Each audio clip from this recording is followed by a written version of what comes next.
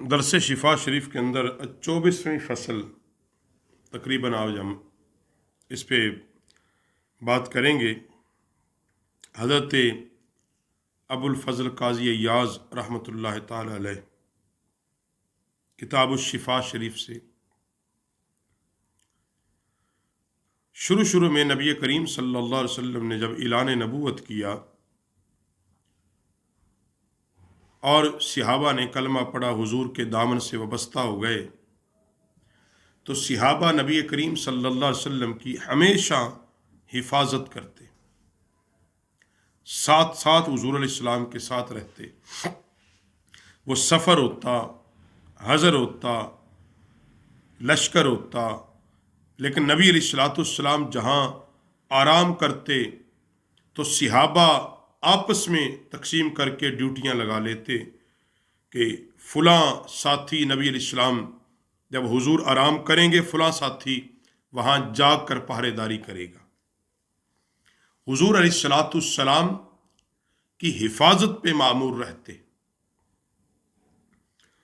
اور ایک وقت ایسا بھی آیا کہ ایک دن نبی علیہ السلام جب ایک درخت کے نیچے آرام کے لیے لیٹے تو ایک عرابی آیا۔ یہ میں اشارتاً، یہ پہلے کئی درسوں میں یہ بات گزر گئی، ہاتھ میں تلوار پکڑی ہوئی ہے۔ تو نبی علیہ الصلوۃ والسلام جب بیدار ہوئے تو اس نے کہا کہ کون بچائے گا میرے ہاتھ سے اے محمد صلی اللہ علیہ وسلم، نعوذ باللہ آپ کو؟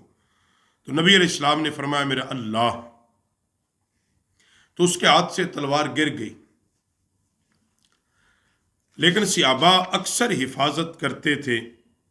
اور ایک یہ واقعہ بھی ہو گیا تو اللہ نے قرآن پاک میں فرمایا محبوب اپنے غلاموں کو یہ بتا دیجئے کہ میرا محبوب جو ہے وہ تمہاری حفاظت کا محتاج نہیں ہے، واللہ یعصمک من الناس۔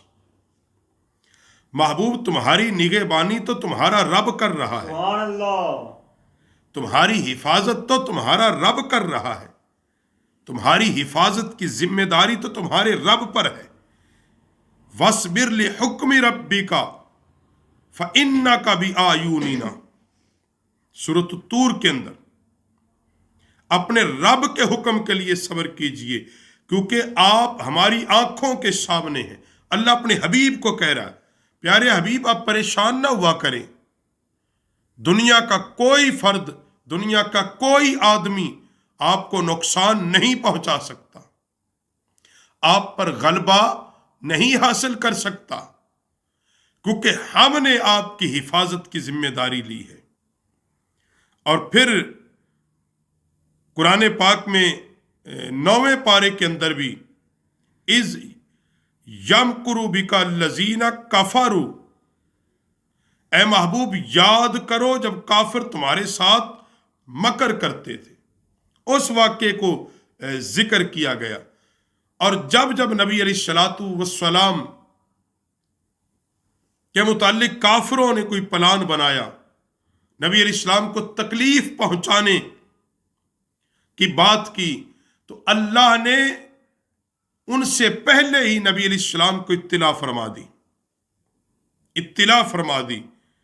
اور اس سے بڑی حضور علیہ السلام کی حفاظت کیا ہوگی کہ ہجرت کی رات جب سارے کافر نبی علیہ السلام کو قتل کرنے کے لیے جمع تھے، دائیں بائیں گھر کو گھیرا ہوا تھا، اور آقا علیہ الصلوۃ والسلام اٹھے اور ان کی آنکھوں میں دھول ڈال کے نکل گئے، تو ہجرت کی رات بھی محبوب کی حفاظت کس نے کی؟ میری اللہ نے، کیوں اللہ نے ذمہ لیا تھا محبوب ہم آپ کی حفاظت کریں گے۔ اور ابن اسحاق کہتے ہیں کہ جب سورۃ اللہب نازل ہوئی، سورہ لہب جب نازل ہوئی تو ابو لہب کی بیوی ام جمیلہ بڑا اس کو غصہ آیا کہ نعوذ باللہ حضور ہماری ہجو کرتے ہیں، کیونکہ یہ ساری کی ساری سورہ مبارکہ ابو لہب اور اس کی بیوی کی مذمت میں تھی۔ تو اس نے ہاتھ میں ایک لکڑی پکڑی کہ نعوذ باللہ من ذالک، میں نبی علیہ الصلوۃ والسلام کو جا کے ماروں گی، اس کے منہ پہ ماروں گی۔ تو حضرت ابو بکر صدیق بھی موجود تھے، وہ حرم کعبہ کے اندر آئی، نبی علیہ السلام نماز ادا کر رہے تھے، اور سیدنا ابو بکر صدیق اور جناب حضرت بلال پاک بھی وہاں موجود ہیں۔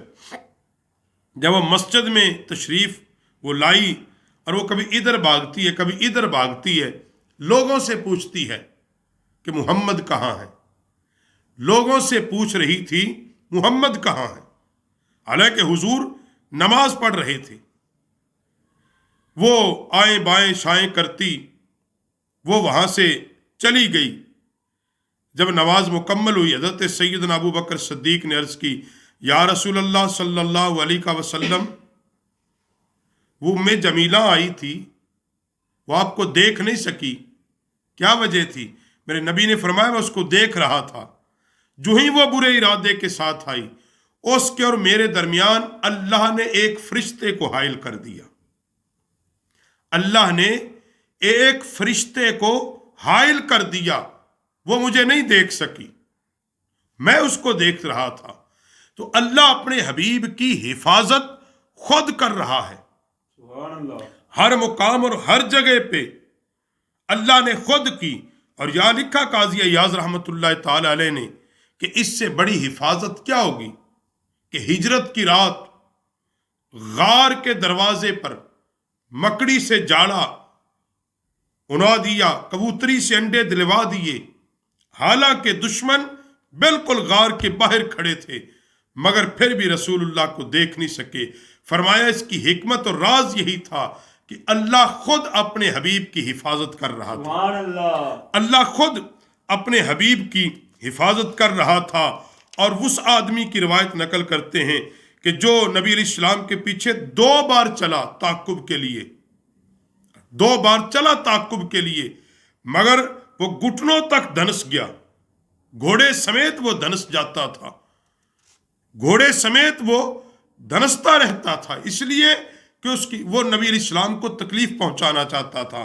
تو اس لیے حضرات گرامی قدر، یہاں جو ایک بات ہے وہ یہ ہے کہ اللہ اپنے حبیب صلی اللہ علیہ وسلم کی حفاظت اللہ نے کی، کر رہا ہے، اور صبح قیامت تک اللہ اپنے حبیب کی عظمت اور ناموس کی حفاظت کرتا رہے گا۔